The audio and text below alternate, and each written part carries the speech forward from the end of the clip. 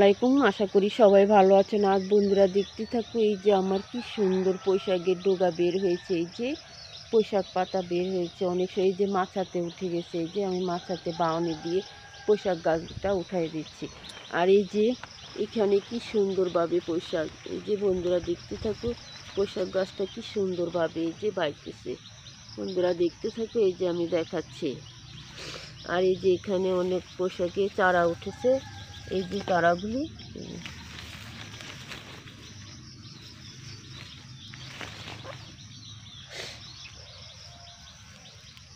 একটু যত্ন করলে, এই যে এখন তো বৈশাখের সিজন, এই যে পুঁইশাক গাছ একটু যত্ন করলে অনেক সুন্দরভাবে হয়। শীতকালে কিন্তু ততটা হইতে চায় না।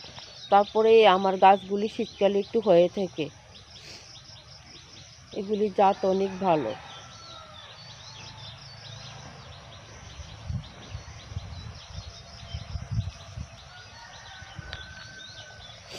এই যে বন্ধুরা দেখতে থাকো, এই যে এখানে আমি যে কিছু মাটির নিচের আলু লাগানো হয়েছে। এই যে আলু গাছগুলি কি সুন্দরভাবে এই যে আমি বাউনি দিয়ে দিচ্ছি।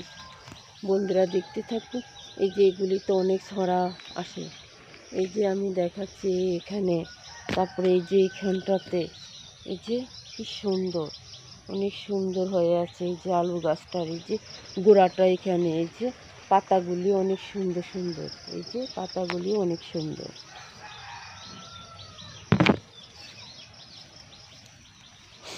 আর এই যে এখানেও আমার এই যে আলু এই যে লাগানো হয়েছে গাছটা এইখানটাতে। আর এই যে এখানেও এই যে মোটর সিম গাছ কি সুন্দরভাবে বন্ধুরা দেখতে থাকো, এই যে মোটর সিম গাছটা হয়েছে। এই যে আমি দেখাচ্ছি অনেক সুন্দর। এই যে আর এই যে অনেক সুন্দর, এই যে পাতাগুলি কি সুন্দর অনেক। আর গার্ডেনে অনেক বাতাস আসছে আজকে। এই যে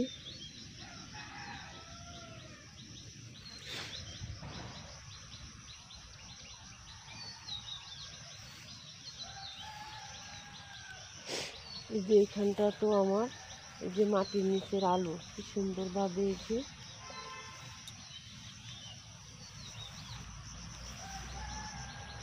এটাও আমি বাউনি দিয়ে দিচ্ছি।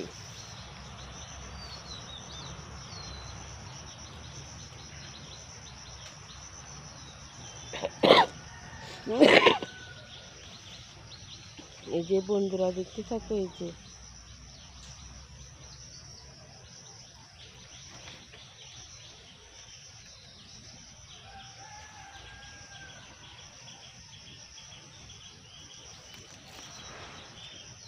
একটা মন্দার গাছ, এই গাছটা।